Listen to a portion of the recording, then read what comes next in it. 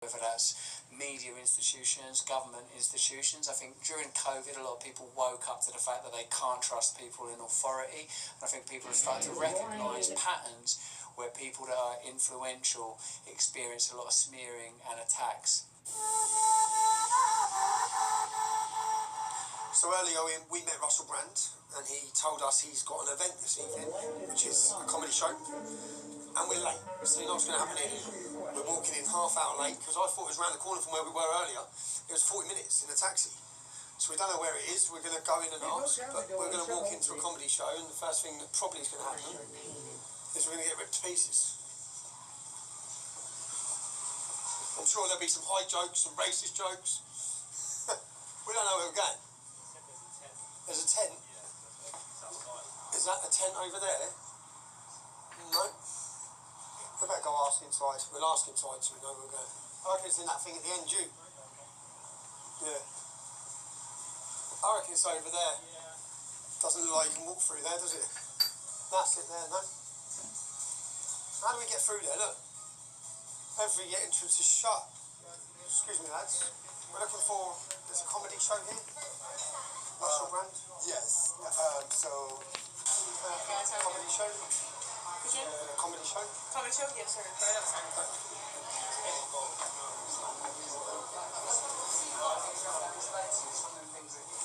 Right before it, I felt it myself when reading it in children.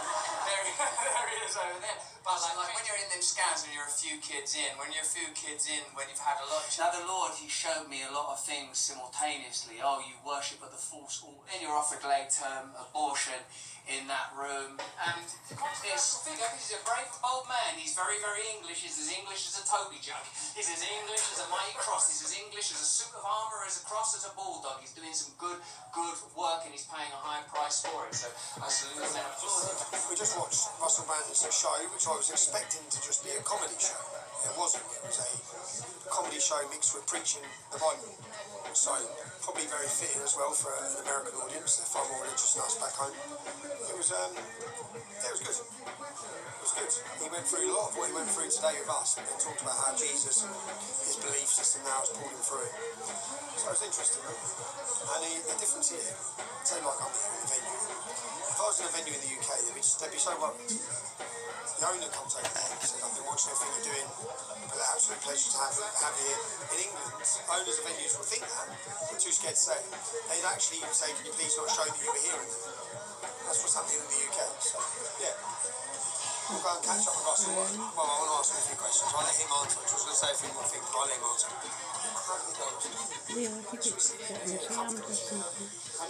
It's good actually. I've done a couple of these here, and it's a really it's a lovely environment. I didn't know you mixed with Bible. That's what I do now. What's the name of this? This show was called A Funny Thing Happened to Me on the Way to Church, but now I'm working out, as all of us must who follow him, how it's appropriate to share our testimony. This show is called A Funny Thing Happened on the Way to Church, and it's just about, really, it's my testimony and some of the things that happened that led me to come to Jesus. Tell me, what's changed? If someone was charged, 5 years ago, if someone was charged with multiple counts of rape, I don't think anyone would be sitting in the audience listening to him. Really, what's changed? I think people don't trust the media anymore. I think people don't trust the government anymore. I think people suspect the motivations of people in positions of authority, whether that's media institutions, government institutions. I think during COVID, a lot of people woke up to the fact that they can't trust people in authority. I think people have started to recognise patterns where people that are influential experience a lot of smearing and attacks. That's what I think. Similar to the attacks Donald Trump faced. So many of these people, I'm guessing, are MAGA voters, which I think in this area is a very strong. So they watched as their own president was falsely accused through Russia, allegations of women, of prostitutes, of all these things, of rapes, of all these different accusations against the man that they trusted. That's right, I suppose you're right. Yes, well, because I'm watching it thinking something's definitely changed in the public mindset, which I'd say is trust. I trust they've seen too many.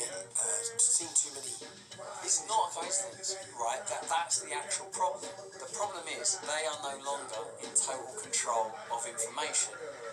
They used to, all they had to do once was have a meeting with Conrad Black, Lord Rothermere, like the heads of the big newspapers in the UK, have a bit of chat with the BBC, and they can tell them this is what you say about vaccines, don't put anything else on.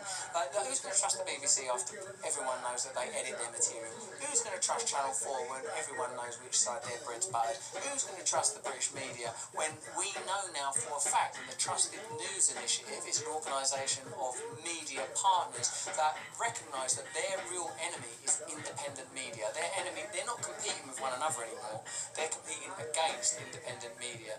It became very clear in COVID, but COVID weren't a revolutionary moment, it was a revelationary moment, where a lot of people saw for the first time, you can't trust your government, you can't trust your media, you can't trust corporations, they're there to control you. They require that you are ignorant and docile in order that they can control you. A lot of people woke up. Say someone like you, mate, you've obviously been on your own path for a long while. You're not an easy person to repress and put down. And what they're all about is ensuring that, in particular, the community that you represent, working class people in Britain, don't get their spirit back. Don't get their spirit back. To do that, they like to set, well, it seems they like to set an example of people as well. If you speak up, they have to crush you in the sense to send a message to everyone else. That's right, mate. Can I ask you, you're now in America. How long have you been living here? Oh, it's only a year. Okay. Things like I got invited over to participate in a few things around the election, like a sort of campaigning and stuff, and I participated in them, and then I've like just stayed. Where did you live in the UK? I live round. Well, I don't know exactly like in the south, not far from like Oxford and that. How different do you feel when you're in America to how you feel in Britain? Like, I think it's a bit easier here, to be honest, because the fact is this country isn't controlled in the same way as ours. There are problems in America, of course there are problems everywhere, but what's going on in our country now is somewhat unique. Our country hasn't had a populist moment other than Brexit, I suppose. Brexit was a moment where people recognised that the population are not in tune with what the government, they're not singing the tune the government are playing. So it is different here. It's different. I love our country, mate. I think all of us know that our destinies are somehow entwined with the land that we're from. But you're going to have to stay in England one way or another, I think. But it's nice to get out here and just to feel the boot come off your chest for a minute and not feel like you've got to look over your shoulder. Because the fact is like all of these institutions of our country are, many of them I think are involved in. Well, I don't trust them no more, as I would say succinctly. Have you had firearm training at here?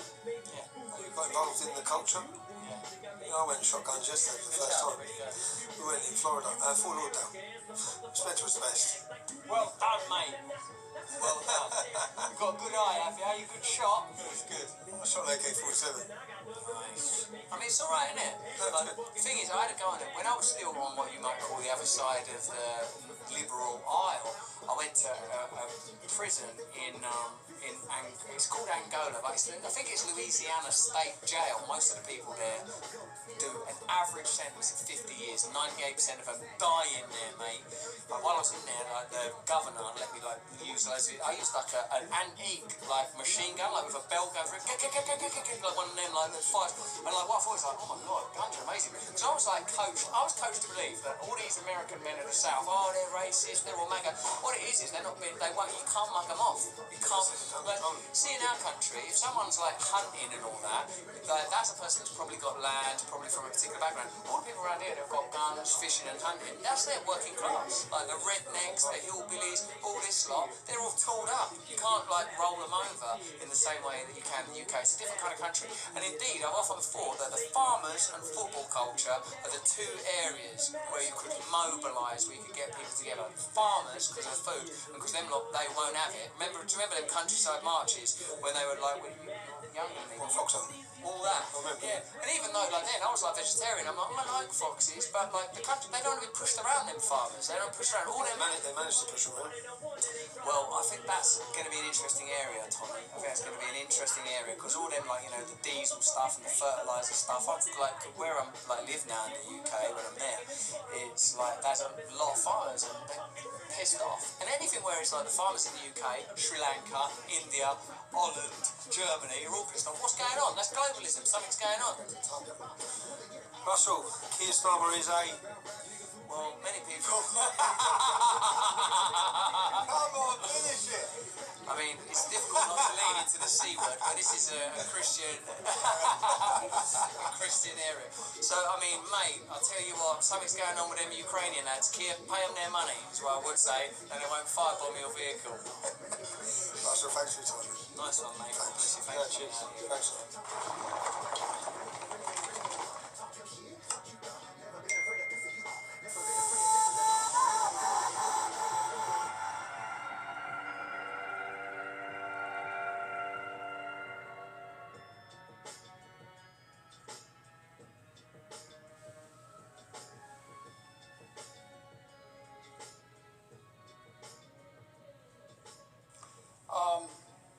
Mr. President, about 90% of my personal philosophy is don't hurt someone Chevy trucks are as dependable unless as they're a trying Chevy to hurt people you. who drive them. They don't need permission to get going. Don't They all have that little extra. take other people's stuff And maybe you got it too. and leave me alone. Together, let's drive. I believe in free will. Have you ever actually flirted with Nikki? I believe God gave us all free will. With that free will goes responsibility. And I know she does. I don't need government to tell me how to live my life. It doesn't mean I don't support reasonable rules and regulations and laws. But I don't need government to micromanage my life. That's what I mean when I say leave me alone. Earlier this month, might have been the last part of last month, I noticed that Secretary Kennedy started talking about coffee. In particular, he mentioned Starbucks coffee. Now, I voted for Secretary Kennedy to be the president's choice. I like Secretary Kennedy. I don't agree with everything.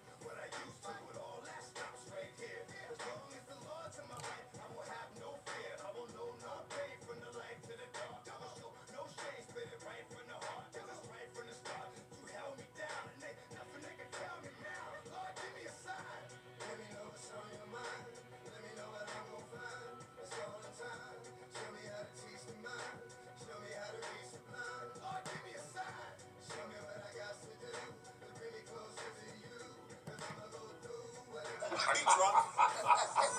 Because all you did was ride a cooler and you're sweating. I am. Well, it's hot as it's hotter than $2. Well, he's got like 12 layers on. Yeah, I thought it was gonna be really cold. Well, you're from Canada. This should be springtime. No, I'm not from Canada, but you know, I'm still a human being. It's not like we evolved differently. I'm from the frozen north. Yeah. It gets colder than Oh, here it goes. Get your finger on the panic button. no, it gets colder than a vampire's demeanor. Wow. There's a real stream of consciousness thing happening here, Norm. Yeah, it's called conversation. Are you drunk? Because all you did was ride a cooler and you're sweating.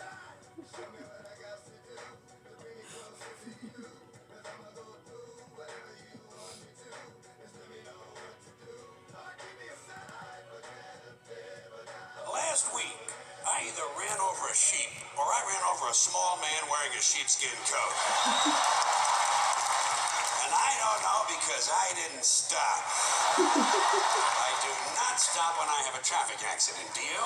Huh? Do you? No, you can't. Hey, who has time? Not me. I hit somebody, I run somebody over. I keep moving. Especially if I've injured someone. Do not get involved in that. I'm not a doctor. I've had no medical training. I'm just another guy out driving around looking for a little fun, and I can't be stopping for everything. Well, let's just look at it logically. Let's be logical about it. If you do stop at the scene of the accident, all you do is add to the confusion. These people you ran over have enough troubles of their own without you stopping and making things worse. Leave these people alone. They've just been in a major traffic accident. The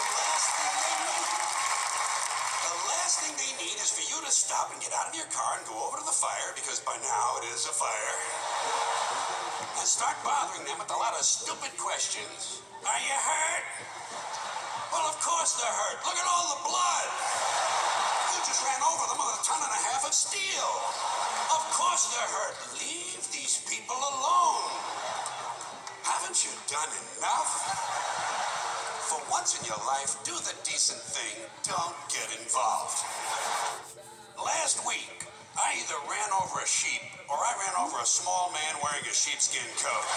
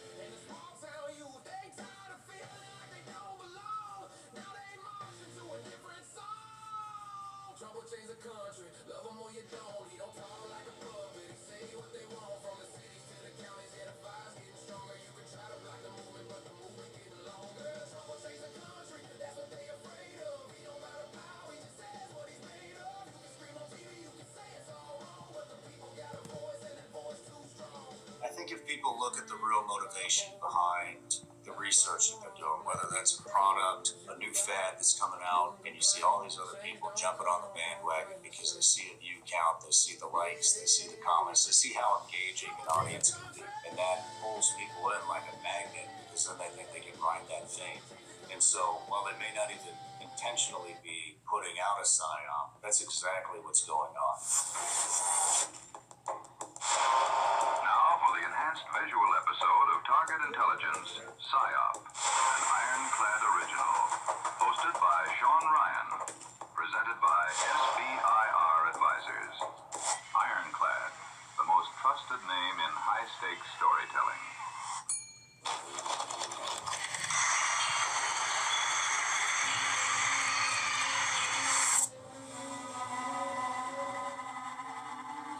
I'm Sean Ryan.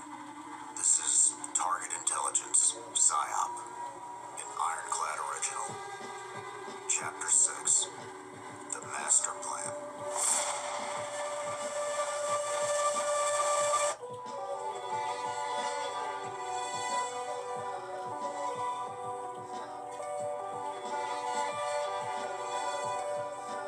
Shortly after graduating from the University of Southern California's film school in late 2003, Jason Russell and two of his friends traveled to Western Africa. Their goal was to make a war documentary about a conflict that had recently broken out in the Darfur region of Sudan. Despite planning on traveling into a war zone, the three amateur filmmakers had very little experience even traveling outside of the United States. This is from their film, Invisible Children. Have I ever traveled before? Yeah, I have. I've traveled to Africa, once before to Kenya. Bobby, it's blinking. I don't think there's any tape left. With cameras that they had purchased off eBay, they flew into neighboring Kenya and drove into rural Sudan. However, once they arrived, they learned that filming a war wasn't as easy as they thought it would be. A modern war, especially one being waged in sporadic spurts in a remote corner of sub-Saharan Africa, wasn't exactly convenient to just drive into. After a treacherous journey, we finally arrived in Sudan, and right from the start, we could tell this was not the adventure we had expected. After hiking through rural villages in a fruitless search for a war to document, the three eventually decided to travel to Uganda in hopes of interviewing refugees from Darfur who had been displaced by the violence. After spending several uneventful days visiting refugee camps in Uganda, there was an incident that would go on to change each of their lives and trigger a series of events that would have profound geopolitical implications. While traveling between refugee camps, their local driver pulled off the road as a crowd of villagers waved them down. A truck driving in front of them had just been shot. 2 people were dead. In a tense exchange between the driver and a group of villagers captured on video, their driver asks a bystander, "Should we all go?" Before speeding off frantically when the villager responds, "Yes, the rebels will not spare anybody."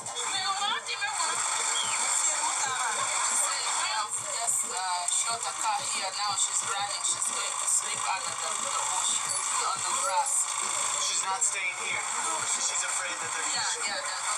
Why? What?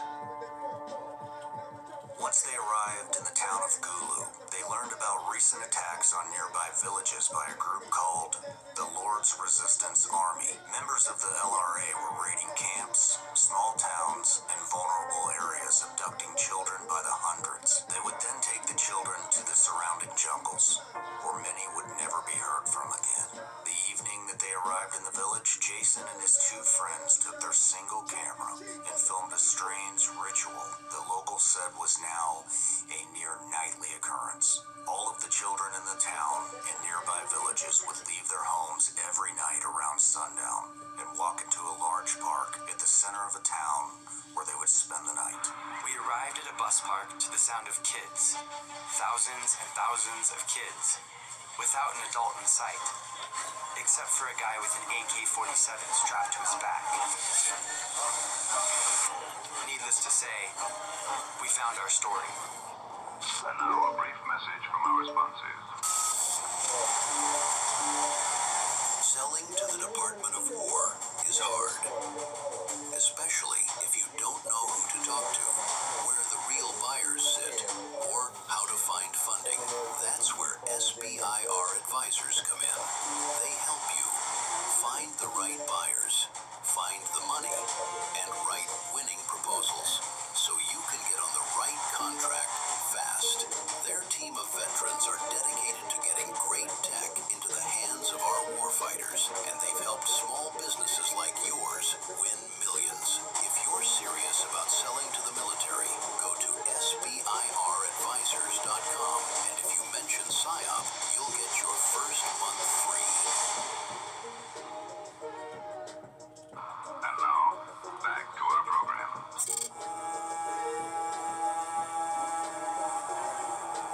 After that night in Gulu, Jason and his friends spent time with local villagers who explained that no one in Gulu felt safe, especially the children. In response to the string of abductions, the town would send its own armed men to protect a large, open bus park, standing guard as thousands of children slept in the night air under strict.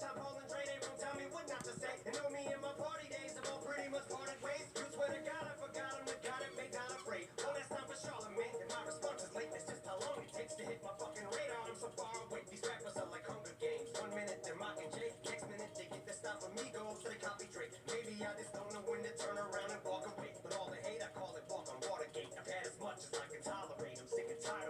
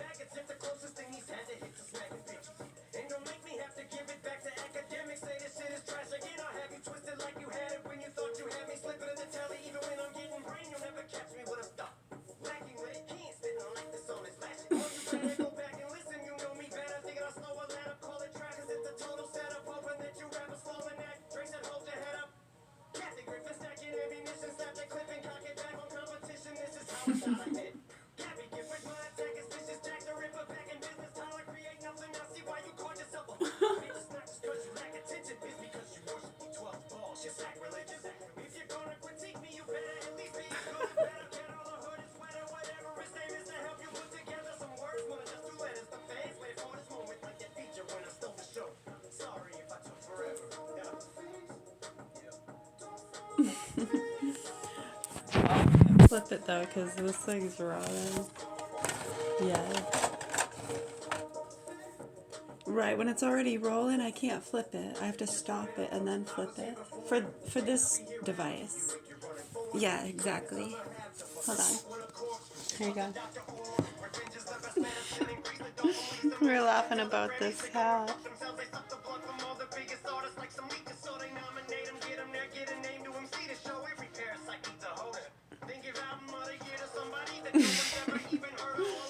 What's that?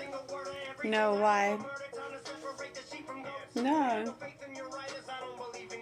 Yeah, I always have dark circles. They never go away.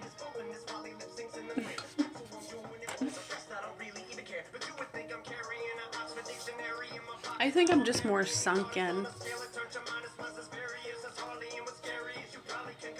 And paler, so yeah, in the thinner skinned areas you see like the veins more and something like that.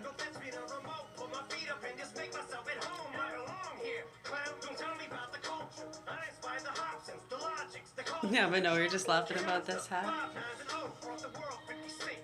It makes a good beach hat. So it has a little hole thing in it, so and then you can tighten and loosen the hole. Right. You can make it really tight or loose.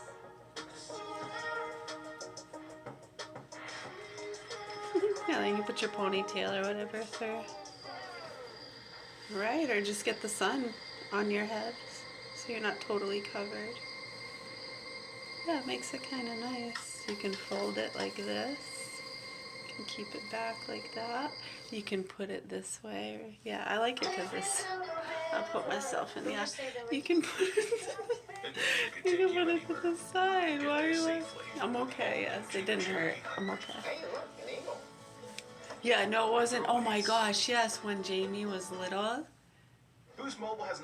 His hat, yes, he turned his head really quick and the brim of his hat brushed my eye and it cut my eye open. I had to go to the hospital. It was horrible.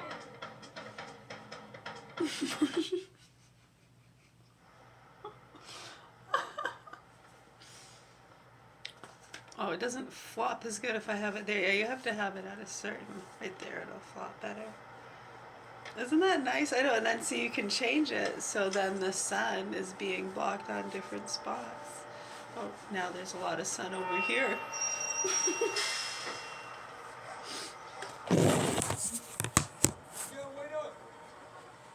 I got a song filled with shit for the strong-willed. When the world gives you a raw deal, set you off till you scream, piss off, screw you when it talks to you like you don't belong. It tells you you're in the wrong field when something's in your mind of contrary. Good, thank you. Yeah, we were just doing a quick class. A little bit of music, reading some news.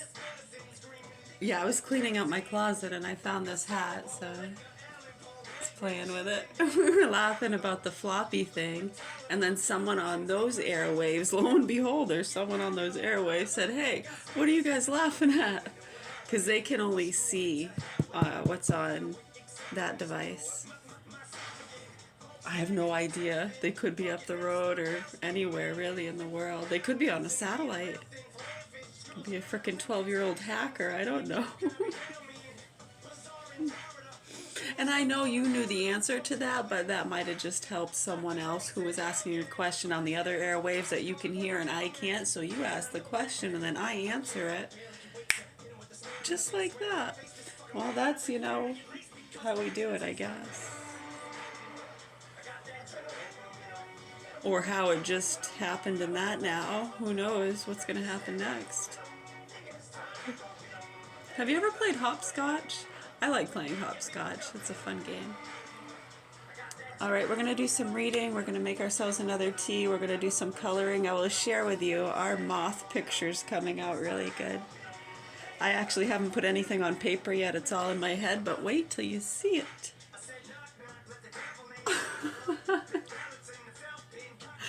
Alright.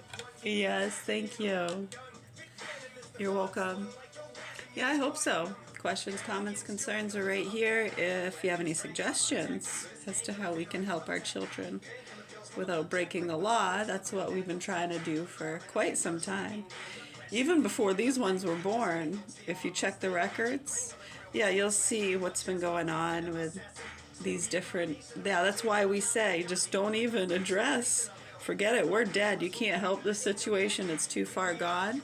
These kids usually get abused till they die. We see a lot of murder-suicides. Address the issues with the vaccines and the overprescribing of SSRIs if you can. Right, and then when you see it's, you know, busting through steel walls with barbed wire and almost impenetrable stuff going on, you know? Right, in 2008, 9, 10, yeah, we were like, fuck that, and gave that up. How horrible. Maine Parent Federation. I mean, did we give it up? I mean, no, really. I mean, what did we give up, really? What are we supposed to keep doing? Getting attacked? Having them send their fucking stupid goons and pieces of shit after us? Get the Nazis, the Karen, the non-vaxxer. Oh, cartel family. Yeah, and they're actually helping some of the worst of the worst. They're psychotic. Right, and there's third parties that know this. Good, while they're at each other's throats, we'll be over here trying to cover up Dollywood, P. Diddy Island, Epstein Island. I mean, right, not that it's getting covered up. See how it gets exposed? But some stuff gets covered up, and then they actually profit from playing victim. If you understand these activists traveling Bible Belt sadistic fucking pieces of shit, Botoxed, plastic, Silicon Valley cunt face cunts that we're talking about, then you'll get it. Yeah, they're probably powdering their dogs' asses.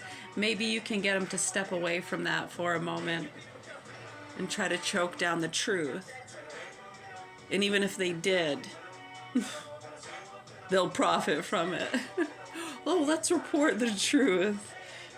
Right, but see how they cherry pick depending on, there's certain cases, you know, they seem to not want to address, especially in these communities.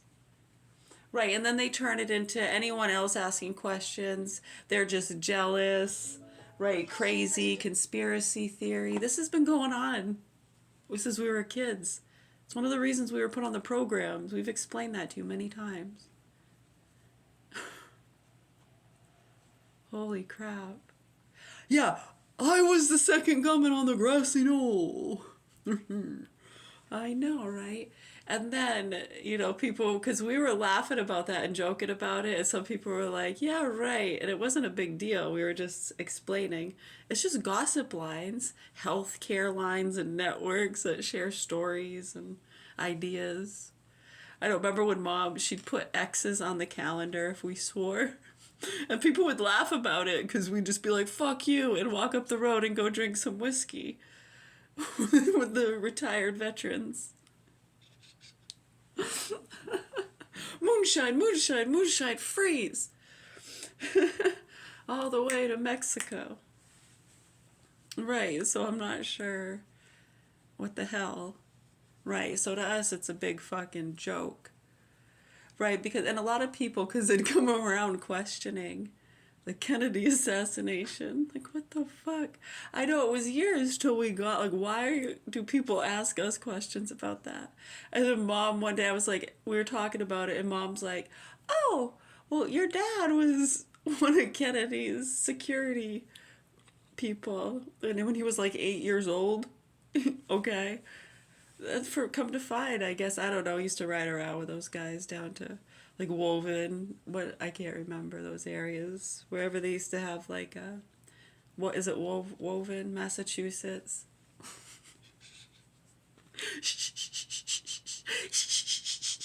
Was that fool's gold or? Yeah, no, I mean, I have no idea if that's even true or not. That's all the shit. I was like, so dad was on one of, like, Kennedy, as in, like, the Kennedy, the president who got shot and assassinated? So, oh, okay, so no, that makes sense as to why people would ask about that. Maybe they're just writing a book, and then they hear rumors and want to talk to the boots on the ground. I know, after years of that bullshit, we used to laugh about it. Like, okay, I was the second gunman on the grassy knoll, god damn it. What else you want? Now what? And then...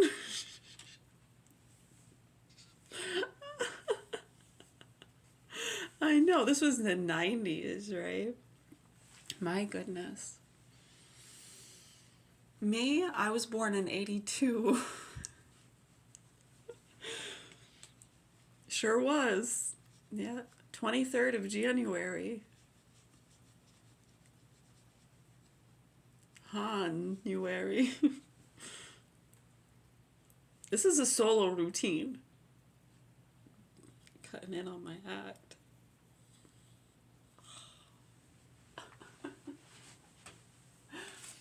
I know, it's just weird, yeah, that a lot of people don't really acknowledge just the basic simplicity, and they try to profit from people's fear and paranoia, and the state people that fuck with people that they know have already been fucked with enough and are lucky to have survived whatever fucked up environment they were in, that have given them an open door to investigate them for being part of a cartel family.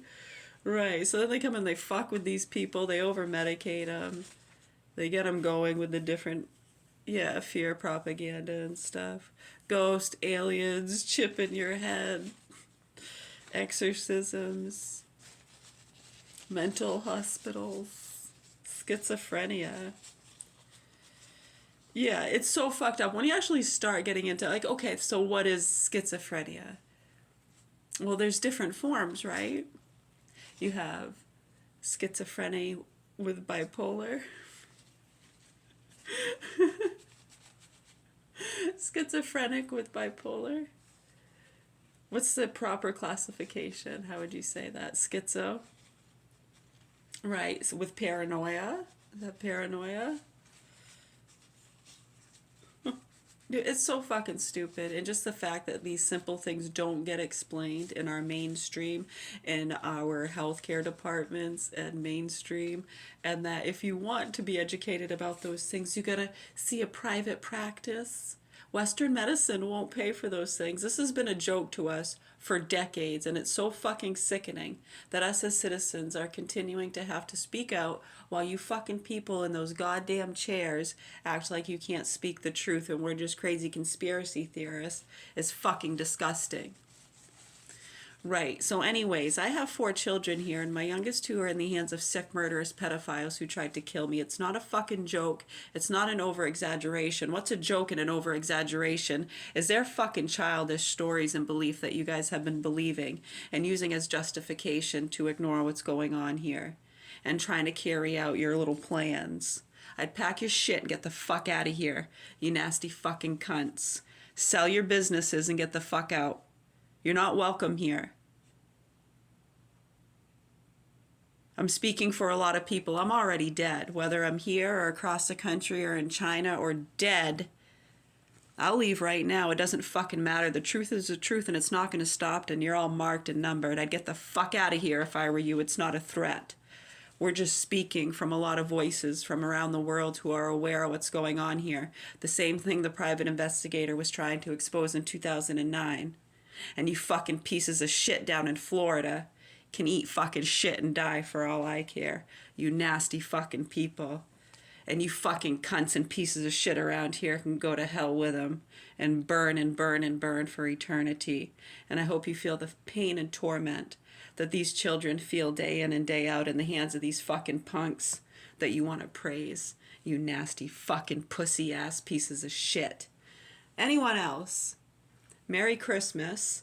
Much love, health, and peace to you. We wish you the best. We're here to serve and protect. Yeah, we're of no threat. We're nonviolent. We don't even expect you to smack that sick motherfucker on the wrist, as we've stated many times. We're trying to get people to acknowledge what's been going on, how and why it's been ignored, the abuses. You don't even got to talk about the attempted murder. They were vaccinated behind my back in 2013 after years of dealing with these fucking cunts. That has not been addressed yet, and it needs to be, as opposed to you fucking pigs profiting from the fucking chaos. Are you kidding me? How can you fucking live with yourselves? Must be good drugs, huh? Yeah, I guess, they say when you're living so comfortably, heavily medicated, it's easy to ignore the children screaming in the burning car, letting them just die day after day. Oh, well, that's just part of life. And they become so fucking normalized to it in those fucking nasty Bible Belt activist piece of shit fucking Hollywood loops. It's disgusting.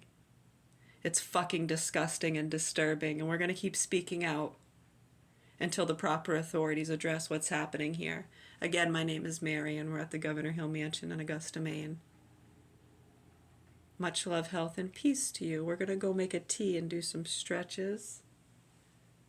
Pop some tunes on. It's a good song. I like this song. Yeah, it's a really good song. So lucky you. It's Eminem with Lucas Joyner, I think his name is.